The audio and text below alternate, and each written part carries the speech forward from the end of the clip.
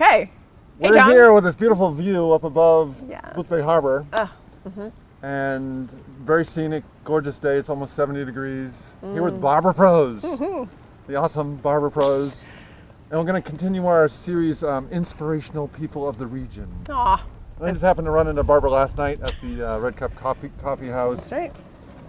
Whatever they call that thing. I think that's it. Red Cup. Thursday open mic thing, you know? That's right. Yep. So, Got to see all my friends. you're only here for a couple days, and yes, you got to run into everybody True. there. I did. There's A lot of people. A lot of good people. Yes. And we're across the street from the Catholic Church, too. Yes. And we just heard the bells ring. Yes. Yes. So, Barbara, John. we're going to go over a little bit of your history. Go back Okay. into your history, your childhood, Okay. and what Long time ago. influenced you and what inspired you. You don't have to tell your age or nothing. It's no secret. It's no secret. I don't know. 51. Ooh, you are about over 50. I am up over 50. That's awesome. Yep. That's a great age. They say the 50s are the best for women. So, I'm like in my 50s so far. okay. Awesome. Awesome. Yeah. So what allowed you to get this far? You know, in your childhood. Yeah. We want to talk about what inspired you, Yep. your upbringing, Yeah. and then your family, and then where you are now. And there are the bells again. There they are. We might have to Music. wait until those bells stop. I think you're right. It's a little competition. Okay, so the bells have stopped. We can continue. And they might go again at any point because it's almost noon. Right. So we were talking about your childhood, Yeah. or the idea of Yeah. what brought you to this far. Right. Right. Right. I think I have to say what I am now, Okay, that's great. just to make sense of it. Okay. So I think it matters to know that I'm a minister in Tulsa, Oklahoma now, even though I grew up in the suburbs of Boston with two liberal parents, I would say, but came from a mixed faith family, so have a French Catholic mother and a Lithuanian Jewish father. And both my parents are recent immigrants. So I was brought up more or less unchurched, what people call unchurched now, even though my parents did go to the Unitarian church in Boston when I was a kid. They stopped going when I was really young. So they cared deeply about the world. And my mother had lived through the war in France. So my bedtime stories when I was a little girl were my mother's stories about the war. Wow. Yeah, so really young, I knew that people did horrible things to each other. Really young. And so I always had these big questions about why people could do such beautiful things. I mean, why we could live in such beauty and create such incredible music and create such beautiful paintings and love each other so deeply and torture each other and murder each other and murder children. And so I was always aware of that kind of suffering and that kind of contradiction.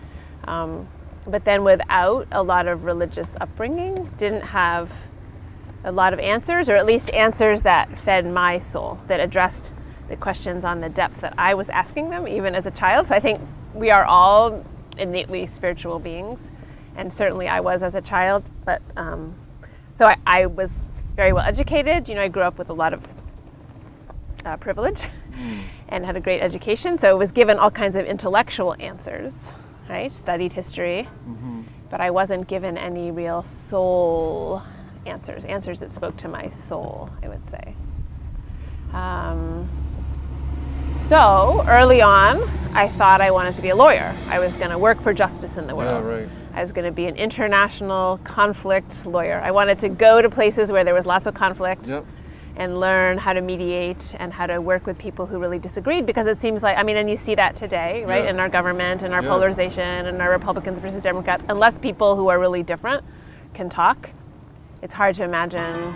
I mean, we need to work together, we all know that, but we just don't know how to, it seems like we don't know how to do it, right? Or we're so invested in making a name for ourselves or making money or whatever, we just like dig our heels in and end up yelling at each other and not really hearing each other. Right. So I always wanted to be able to do that.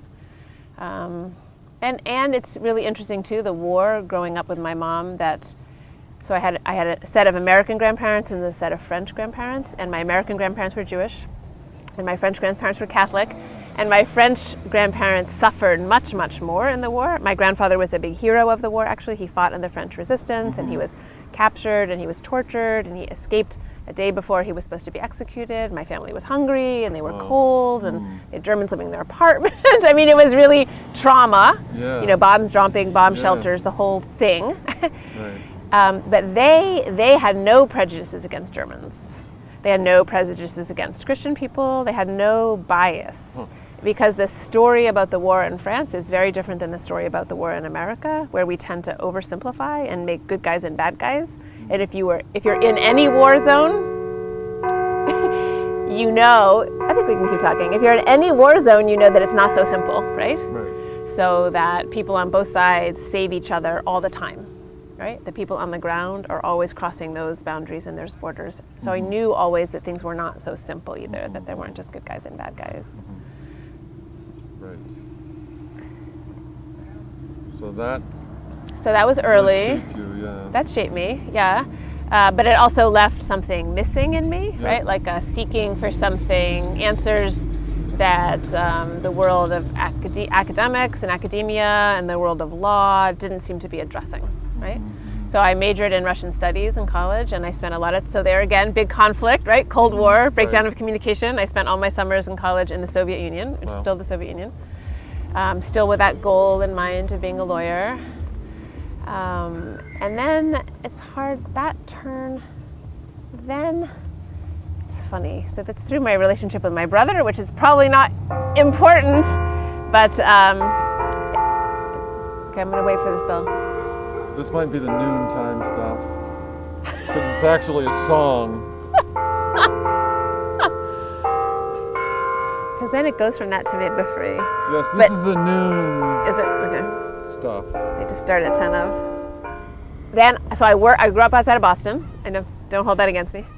It's great. After college, worked for an immigration lawyer in Boston, worked for the Greater Boston Alliance for Nuclear Arms Control, and hated it. I was like, boring, too much office work. I'm like, I can't do this, no way. Moved to Austin, Texas, which is where I met Rick Prose.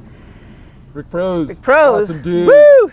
Cameraman extraordinaire, Yes. station manager, BRC TV. Yes, Whoa, dude. yes, the famous Rick Prose, who was just graduating from the University of Texas at Austin back in the day, and he was all of 26, and I was all of 22 when I met him. Wow. And fell in love pretty fast.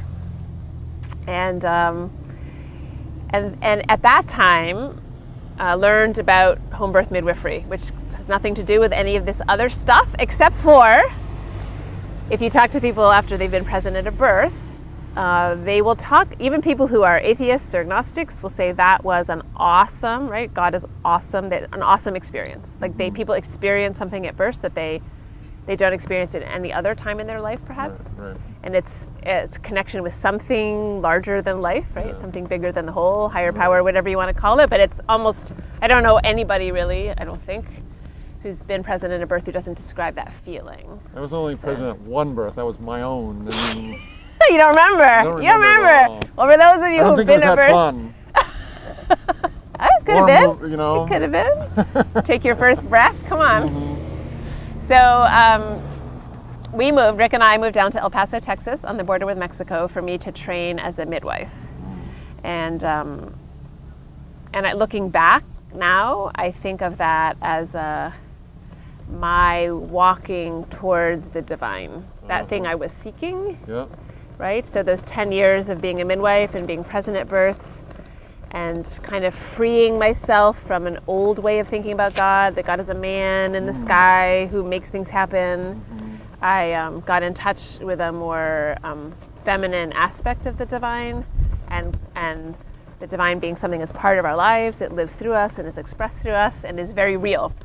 I once said that being at a birth is like being knee deep in mystery. Right? So there's this incredible miracle that you can understand all the science, but you still feel like it's a miracle, right? So that, being a midwife, led me to the study of theology, you could say. And actually it led me deeper into this question of faith. Like, what is faith? That when I talk about being a seeker, the longer I was a midwife, the more this question of what does it mean to be a faithful person? What does it mean to be a person of faith? Just kept growing bigger, bigger, bigger, bigger, bigger, bigger. And so that's my journey. You want to hear a little bit about just me and Rick, though, too, right? So. Well, yes. Well, you've met him, falling in love, I and met you're him, doing the falling in midwife love, thing, and doing the then midwife you thing. start having And we had a kids. deal. Rick and I had a deal. Oh yeah, what's the deal? Rick and I had a deal. You know Rick I'll have a makes deal. deals. We had a deal that I would do school and then he would do school. Oh, okay. So I would become a midwife, and he wanted to learn how to build wooden boats. It had always been his dream since he was a boy. So that's what brought us to Maine. Uh-huh. He would come to Maine to learn to build boats, even though the boy grew up in Alabama and all over the world and didn't really know that much about boats back in the day. So I got my midwifery degree, and we came to Maine to Kennebunk and Arundel. So we moved to, where did we live? We lived in Wells. Wow, we lived in Wells. Our first daughter, Sophia, was born in Wells because Rick was going to the landing school in Arundel. Tom Brown's going to the landing school right now. Oh, there you go. Yep. And Sophia was born at home with the midwife. And Sophia was born at home. yeah, Sophia, the first one. Our older daughter, Sophia, is 26 now. Even though I'm 27, I don't know. And she lives in Chicago. So we'll talk about how she was raised first. Right. So then we moved. Oh, right. And then we moved into the woods. So Rick had a couple of dreams. One was to learn how to build wooden boats, and one was to build a log cabin in the woods. Whoa. Yeah, he's a dreamer, that boy. Dude. He's a dude. He's a radical dreamer, that boy. Yeah. So we did. We looked for land, and we found a beautiful 40 acres off the grid, 2 miles away from the paved road in Denmark, Maine, in the Lakes region. Going towards New Hampshire. And we rented this little apartment in Bridgeton, where my midwifery partner still is, Heidi Fillmore Patrick, who runs Birthwise. Heidi Fillmore now, excuse me. wow. Who runs Part of Birthwise. Birthwise. Yeah, Birthwise is an amazing place. I was just there last weekend. Yep, pretty incredible. She's doing amazing things on a national level for midwifery, actually. We rented this little apartment on Gage Street while we built the house. So then you got to know that we were really committed.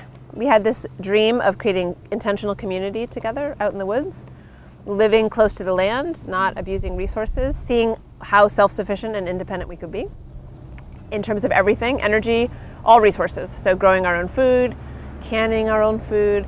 We built our house all with hand tools. Whoa. We didn't even have a chainsaw. Whoa. And we cut.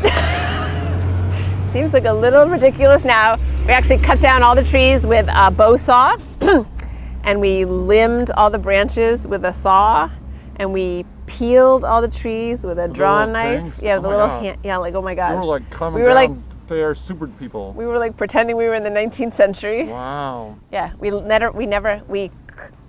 the house. We never had a generator. We never had gas, anything. We cooked with wood. We heated with wood. We had an outhouse. We had limping water, what I call gravity feed limping water. Right. It wasn't exactly running water, but it was limping water. Whoa. Cold, only cold. Impressive. We washed our kids in these, metal tubs, those little metal tubs. We called it a little house in the big woods, like Little House in the Prairie. Ours was Little House in the Big Woods. Nice. Yeah. Yeah, and Celeste, our second daughter, who's 22 now and living in Tulsa near us, she was born out in the house in the woods. And we moved to the harbor. This is a really cute story. We moved to the harbor when Celeste was 6, I think. So she had she had slept all her life. We didn't have mattresses or beds. This is hysterical, it's a little embarrassing. We had sewn straw ticks, just like in Little House in the Prairie. We had bought canvas and we had stuffed them with straw, literally, Whoa, yeah. straw, and stitched them together, and that's what we slept on. We slept on straw. That's amazing. So our Celeste grew up on straw. straw ticks. She's So a princess. exactly, she's the anti-princess. So when we moved to Boothbay Harbor and took over managing harbor fields here, and we had actual beds in the bedroom, she slept on the floor next to her bed for the first month because she didn't want to leave the woods. She wanted to stay. She's like, I don't need that. So she just put a sleeping bag down on the floor and slept on the floor next to her bed. Wow. So cute. That's very cool. So cute. Yeah. Super cute. Yeah, so they grew up. I love the fact that they grew up knowing they could be that self-reliant. And even though Sophia always wanted everything, a big car and a fancy hair dryer and lots of clothes and all that stuff, she knows that she can survive on her own. Right. So Awesome. this might not have been the best place to do an interview. So that must have been a pretty smooth transition. I spent some time at Harbor Fields, awesome place. Yeah. Right on the ocean there. Beautiful place, yeah. So I could imagine that being relatively smooth. Well, you know, we knew when we moved out in the woods, we never planned to stay there forever. We did have some other people build houses out there on the land with us. The original, back to the Rick dream guy, was to live in the woods and then live on a boat and travel around the world. So that's the dream we haven't fulfilled yet for him. Right. I'm not sure he still wants to do it. Celeste says, anytime you get on the boat, I'm going with you. Nice. So we'll see. But instead of getting on a boat, we came to Boothby Harbor. We thought we'd get closer to boats and we'd get more experience sailing, but then of course, lots of boats. Of course, we just ended up working all the time, not sailing all the time. Sure. So that didn't quite happen. Yeah, and because we knew the kids, teenagers, you know, they'd get tired probably being out in the woods just with us. So, so what do you want to know about that? The harbor, life in the harbor, and that's when I started going to seminary. Okay. That's the next So we're like running Harbor Fields. I'm teaching music at Edgecombe and Southport, just because. And Sophia, that kind of a place. And your daughter's that perfect pitch. Do they both have perfect pitch? Sophia's amazing. Sophia voice. And Celeste just rented a cello in Tulsa, so she might start playing a little bit again. Nice. Yeah, both girls did music. Both girls loved growing up here. It's a fantastic place to raise your kids. Amazing community. We always wanted community. Boothby Harbor's an amazing community. Right. So we had everybody tells me I'm just back home here, which makes me feel good. Yeah. I'm welcome back anytime, they say. Of course. Which is a nice thing. Nice thing. I'm not sure. I guess we both have to work at Grover's. Merritt, I hope you're listening to this, because if we come back, we'll make sure Merritt sees this. That's where Grover's Hardware. That's where we're getting a job. And those questions, though, that seeking, those questions kept pressing in on me. How do we hold the joy and the suffering? How do we fight for change and not get depressed or frustrated? What does it mean to love each other and hurt each other? So, I'm skipping something important. Before I actually went to Bangor Theological Seminary, which is a great seminary we have here in Maine, started in the 19th century to train ministers because we have a big rural state. I had already found a spiritual teacher, an interfaith person. So which really fit for me because I came from a mixed faith background. So somebody who could talk about God in terms beyond any one denomination, was really important. Actually, let's just see something. Hey, talk to me. So it was really important for me to have somebody be able to talk about God. All right, because we're talking about God now. Yeah, okay. Just talk. We're serenaded by the bells. We're going to try and go through this because it might never stop. And her name is actually Beverly Lanzetta. Okay. And she is an author and a theologian and a professor and a healer. And it was really important. Meeting her, I met her in Maine, actually, back still when we lived in the woods. I met her in Bridgeton. And you asked about turning points in my life. And that weekend was a huge turning point. It's about 17 or 18 years ago now. And she came up for one of those weekend workshops that some of us go to. Yeah. And it changed my life. She was actually reciting a Buddhist prayer, a metta prayer, a Buddhist prayer of compassion for all people, for all suffering. And she was repeating it over and over again. And just even the first time through, something broke open inside me, just broke open. And all I could do was sob, cry, and cry, and cry. But it was like breaking open into this world of light. Like that's the only way I can describe it. Just this huge world that I'd always felt was out there, but somehow I didn't know how to get, like it was there, but I couldn't reach it. And something, like this floodgates broke open. Wow. And that's I just feel like ever since then, I've just been heading in that direction. So whatever takes me closer to that is where I'm headed. Okay. And I had never prayed as a girl because I wasn't raised religious. And the Unitarian Universalist Church had become very humanist in the 50s, 60s, and 70s. So I was raised by these kind of secular, agnostic, very intellectual, humanist parents, that it mattered what people did and we were responsible and religion was the cause of all the horrible wars in the world, so even anti-religious. Yeah. But there was always this yearning, and then all of a sudden there was permission, and this is what I need, this is what I want, this is true, this is real. prayer doesn't mean that you think magically something's going to happen, there's going to be an answer to your prayer. Prayer is about opening your heart and being able to name what you want, that you want somebody's suffering to end, that you hope for peace on earth. That's okay to want those things, right? And to give your whole heart and your whole self to them. Right. That to me is a godly place, right? It doesn't mean you don't see what's real, but it means that you're open to moving in that direction of peace and love and justice. So that was the beginning, and Beverly was just opening an interfaith seminary at the time.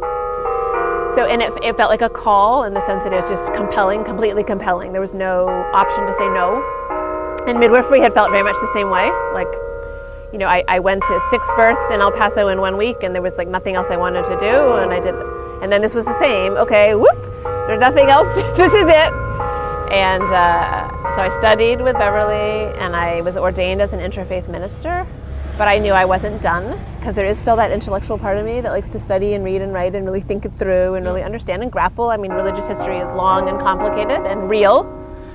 So then I enrolled in Bangor Theological Seminary. So the years I was here and teaching music at our elementary schools, several of our elementary schools, Edgecombe and Southport primarily, I was also in seminary part-time. I would drive down to Portland and do 2 classes a semester. And it was great because it's an ecumenical seminary, so I was in class with people studying for the Baptist ministry, Methodist, Congregational, Presbyterian, Episcopalian. So students from all over the state and even all over New England studying for all different kinds of ministries.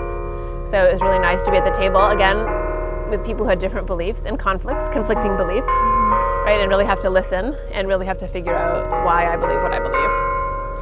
And then it was only in seminary that I realized, oh, you can get a job. Right. You can get a job doing this. These people are going to get work.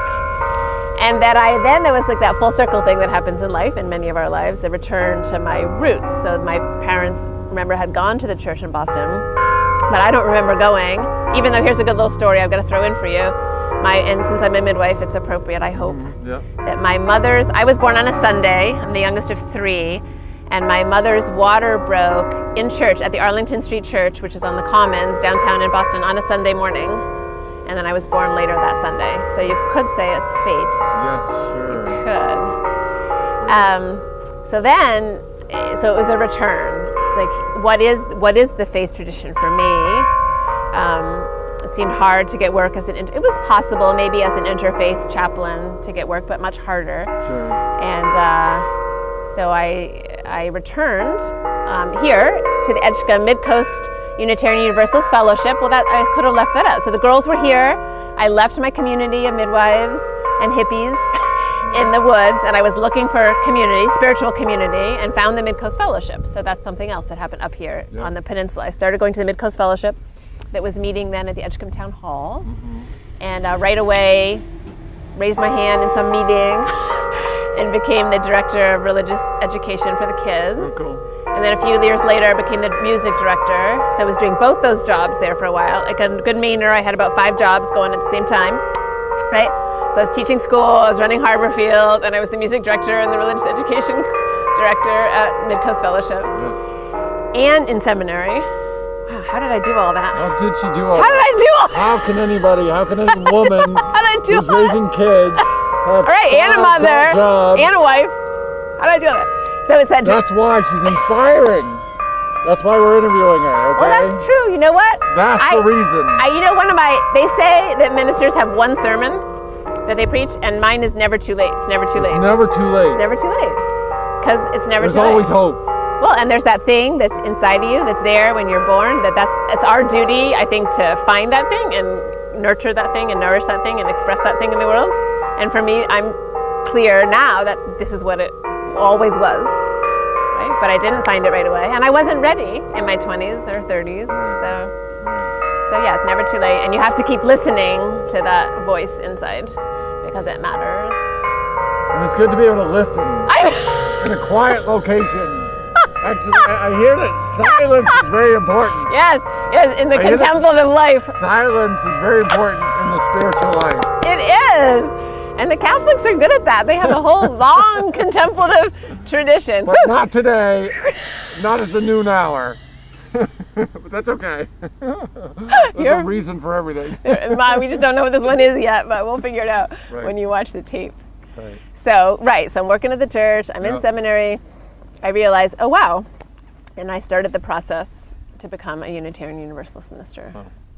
Yeah, and then, I mean, the people who know Rick know that around the same time, Rick got involved in New Orleans. So it's interesting. So we both of us, it's something that's really strong in our relationship. We both share that passion for the underdog and passion for justice. Right. It was part of why we lived in the woods together. Yeah.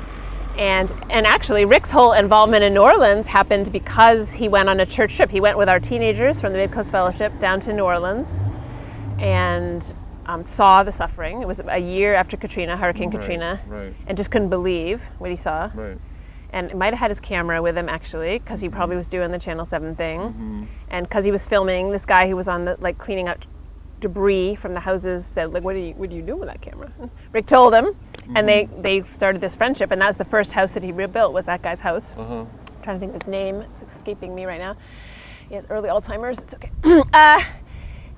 And he just and we're both not afraid, right? So Rick is very much an entrepreneur, and we both have this kind of crazy courage, but a lot of courage. So if it's compelling, if it's a call, then you do it. You don't let anything get in your way. So I would hope that would be inspiring for people who are hesitating, Right. who aren't sure. Like I have this job, but this really matters more to me. Can I do it? Can I make it work? I say try. It's worth it because you don't know until you try. Right. Right. So he felt that call. And started his own nonprofit in New Orleans. And what was I going to say about that? Lower9.org. Lower9.org, which still exists, Yes. right? Gets in the New York Times Magazine every once in a while. Still rebuilding houses for people. Yep. Still rebuilding. Yep. Absolutely. Yep. Totally committed. Right. And there was something else I was going to say though around that time when he started doing that. Oh yeah. So when he started doing that, you have to do an internship to become a minister. Right. And I thought I was going to do it in Maine, and when that fell through, I started looking nationally. And this is going to take us up to present time. And see, Rick doesn't like Oklahoma. That's where Rick is. Sorry, Rick. He would like to be back here with all of you in Maine, but it's his fault. Because here we were in the harbor, and he was listening to NPR, and he said, "Hey, hon, have you heard about this church in Tulsa? Sounds like something really interesting is going on there. There's this guy, Carlton Pearson, and there's this whole African-American Pentecostal community that's joined with this Unitarian church, and it sounds really interesting." Aha. That's right. So it's Rick's fault. Right. Yes.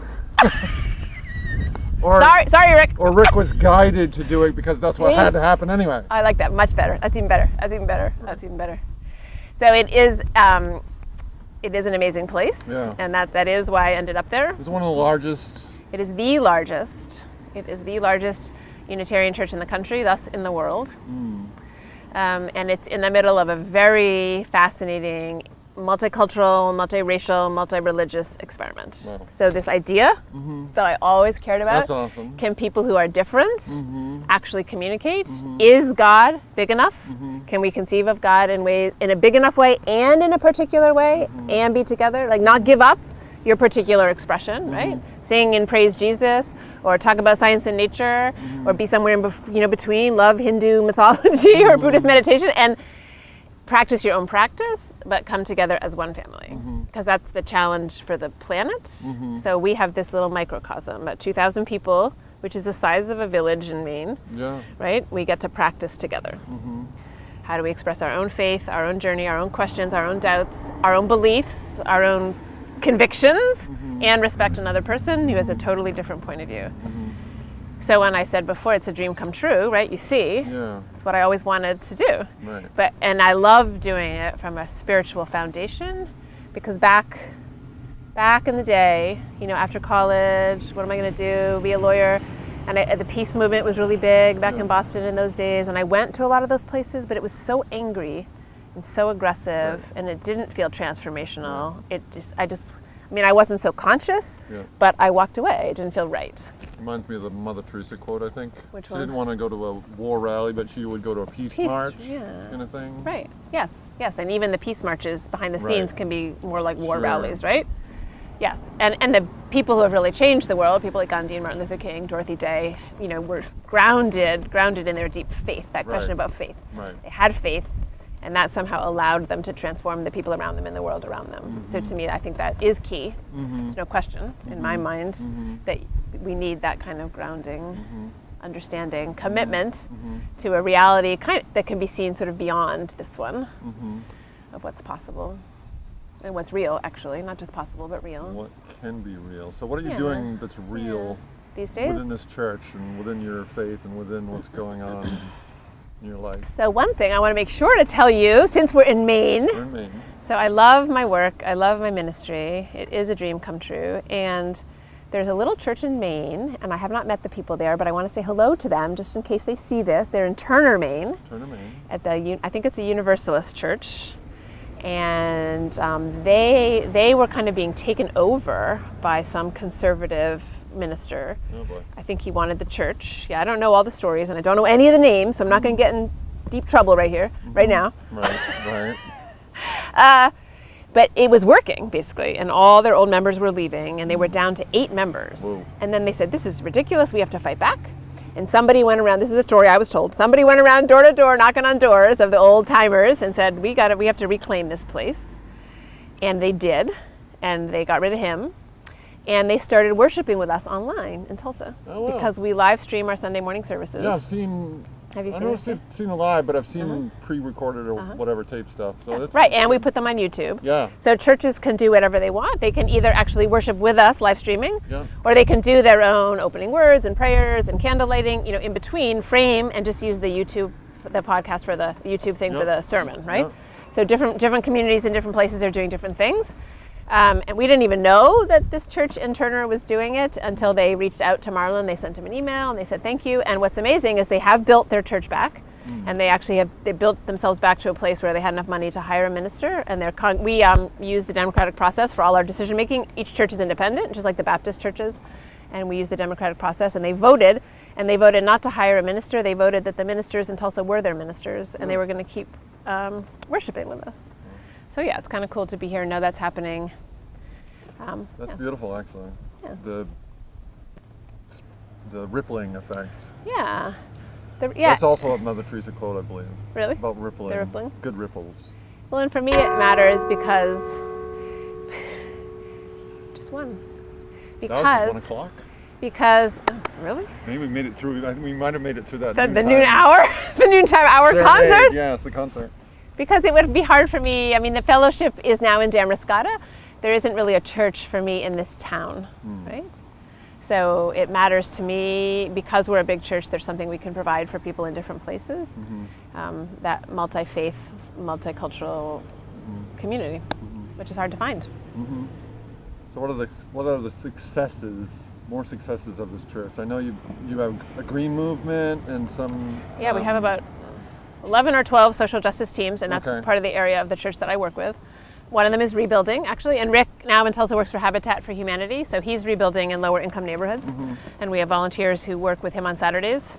And we have environmental movement, and green team, and we have All Souls Unidos, so we're active on the immigration issue and on building relationships with the Hispanic, Latino, Latina growing population, not just in town. People are coming across the border and kids are entering schools all the time. So one thing we've done the last couple of years is we've taught our members over the summer how to teach ELL, English as a English language learners, right? It's not English as a second language anymore because many people speak 5 languages and English is their 6th, right? So it's not English as a second language, it's just English as one more language to live here. But the parents often don't know English and their kids are very bilingual, but they can't help their kids with their homework, we realized. So we realized that was something needed. So we're doing tutoring with families, English tutoring with parents. So that's an example of outreach in our own community that we're doing. What are some of the other ones? We have a prison ministry going in, writing letters to, Oklahoma has the highest incarceration rate for women in the country. Oh, really? Yeah. Whoa. Yeah, we're first and last in lots of not great areas. Yeah. Yep. Maine is doing better in lots of those areas, actually. Teen pregnancy rates are really high, too. So we have a Religious Coalition for Reproductive Choice group. So, yeah, a lot of social action kind of work. So what do you think, see how I can phrase this. What do you think is the biggest problem going on right now that you're encountering, and what's the solution to it? I guess your solution? the theme that runs through our conversation, and that is definitely true in Oklahoma. But then it's interesting to come back to Maine and realize it's here too, even though we call ourselves a blue state. You know, there are plenty of conservative people in this state and even in this town. And I think about how I used to relate to them when I lived here before. This is actually when I lived here before, right? People would have just thought of me as a liberal Democrat, and they would have thought, oh, well, if I'm this Republican, more conservative person with different opinions than you, maybe on some of these social issues, we probably weren't going to talk about it at Grover's or at the Y or at Hannaford, right? We're just going to leave that out. And so it is divided here, even in this town, right? And people, I think, hang out, they talk about that stuff more with their own, and we don't talk across the aisle, even in a little town like this. So I think that's a problem. And there has to be a way. I mean, this country, it's the principle of this country. It's not just free speech, but it's civil discourse about controversial issues. And we have to start doing that. Because even if they can't do it in Washington, we have to start doing it here, right? At the local level. And it takes a lot of skill. It takes a lot of confidence in your own position, but also openness and humility to knowing you don't have all the answers. And we're really only going to find the answers together. So I feel like my life, ironically, by going to Oklahoma, which people think of as, you know, a super red state, super conservative. Well, I mean, that's the mindset. You know, our senators are pretty conservative. I actually feel like I have become more open-minded, much more open-minded to understanding why people believe what they believe, that I can be in dialogue and work with people who are very different than I am, who grew up with very different values, who care about the same things though, you know, who doesn't want clean air and clean water, and and I'm learning how to work together with people who are different than I am. So it's been really important in that way. But my world's gotten a lot bigger. What's next in your big world? Who knows? God only knows. Well, because you mentioned that you using the internet, which is around the world, and being spread into poor countries and all sorts of places are going to get the internet. You know, there are places and villages that don't, but they are going to get the internet. And next few years, Microsoft, Bill Gates, people are funding that initiative. So how do you see that as being helpful? Or, it's already happening. Right? It's already happening. So I do feel like we have a world-changing, life-saving faith and message, which is really about inclusion. Bishop Pearson would call it the gospel of inclusion, that everybody's included in God's love. And when we say everybody, we mean everybody. And so there are little churches all across Africa who are finding this message online and who are starting their own Unitarian Universalist churches in Rwanda and Burundi, places that have been torn apart by civil wars and civil strife because of differences, right? You're Hutu, I'm Tutsi, we can't get along. They are really, they're overcome actually by this theology and a different kind of Christianity, which doesn't just say God is love, but really tries to practice that on the ground, right? I mean, that's every day. It's not just words, it's really everybody is welcome here. Right, so for instance, an example of that, when we do communion, you don't have to have been baptized. You don't have to be anything. We say, when we serve communion at the Church in All Souls, you put away all that, right? We are all one family. It's about being one human family together, right? That Jesus didn't turn anybody away from the table. That's the whole point. He was breaking bread with his brothers and maybe sisters. And you put away your titles and even your religious traditions and the amount of money you make and the car you drive and the clothes you wear. And we come to the table as equals. And I don't know of any other Christian church that does that, that really welcomes everybody. There might be some. We hope there are more. We hope there are more. So it's a radical idea, and it's a powerful idea for people in countries where differences have been so deadly. And because I have my international background and speak French, I went to an international conference in January, and I'm starting to do mentoring with these emerging churches in Africa, which is super exciting. So yeah, who knows what's possible with the internet? I think people all over the world we can worship together. And we can mentor and do, workshops and seminars online together, and really help people discover their own goodness. Right.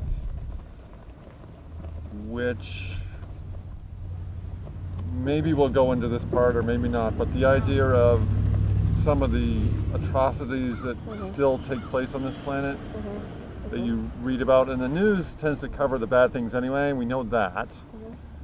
But there are some really bad things going on, and it kind of opened my eyes, maybe many people, the tipping point being the kidnapping of the schoolgirls, 200, and still haven't been able to rescue them.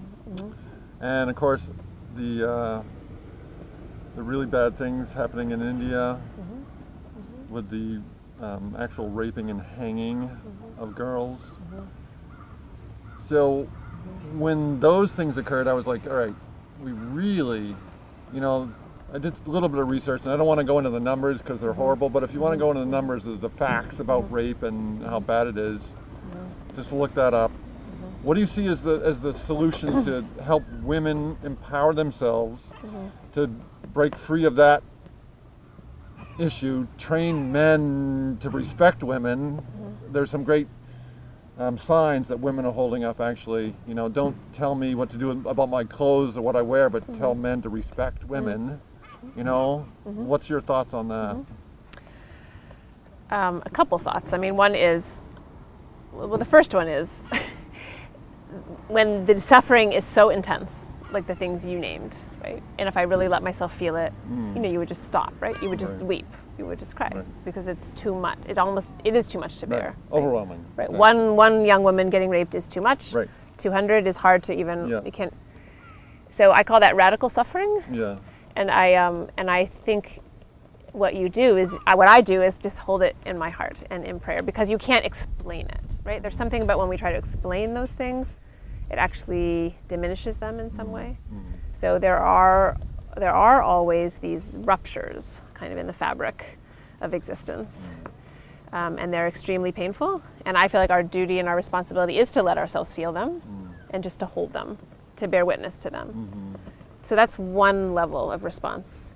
So not to deny, not to turn the news off because it is real, right? Not to turn our backs, to stop reading newspapers because it's real. If it were happening to us, I would want somebody to read about it. I wouldn't want somebody to know.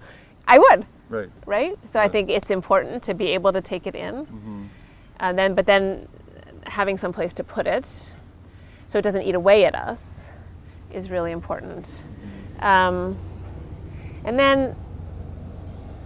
then about women in general, so I'm a woman clergy person, so I still get really angry. Yes. And I actually was invited, we're sitting across from the Catholic Church, to a Catholic religious conference last year to speak, at a gathering of professional Catholic clergy and lay people about the feminine divine. Or about my own experience of God, which would include that. So I did, but it's still a very radical idea, and it's still a very controversial idea.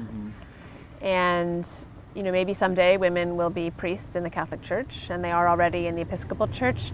But I bring that up because it's not just about education for women. I mean, education is key. We all know that if you educate women, they will change the reality in their own towns and villages. So education for women, a lot of people committed to that, and that's fantastic. But there's also this female identification, a woman's identification with a female deity, divinity, that is radically liberating. So this thing that still exists, very much so in consciousness, that women are less than, and that they can be treated that way, and that they are material goods, they can be owned and bought and sold. I mean, it's not unlike slavery for racial reasons, but then there's gender reasons to treat people like that. For me, there are all the political and social levels of that, and then there's a deeply spiritual level, which is that we're all sacred, so every woman is also. And I think women claiming that, and we have a fantastic woman minister in this town, the more women can claim that and stand in that powerful place of being God's representatives on earth, the more women and men will understand that it's not okay. That it's not okay. So, what advice would you give to women as far as the divine feminine and empowering the self-esteem and what can be raised from that, so that the the clarity of communication that you can have to ensure that your life is positive, because there's so many situations that you could get into that would be either dangerous, that sort of thing. Yeah, I mean, different people are called to different things, and it's not like that is an answer. You fight. I mean, sometimes it's just a fight. It's a fight for life, right? You fight for your life. You're not alone.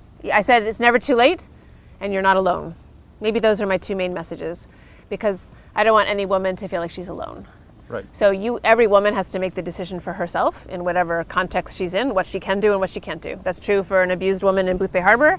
That's true for a woman in the Sudan. Mm-hmm. Right? We know what we're capable of. We know what we're not capable of. So trust yourself and know you're not alone. And sometimes it's time to take drastic steps, and I think we know when we're called to do extreme things and when we're not able to for whatever combination of reasons. So there's no blame if you can't. Right.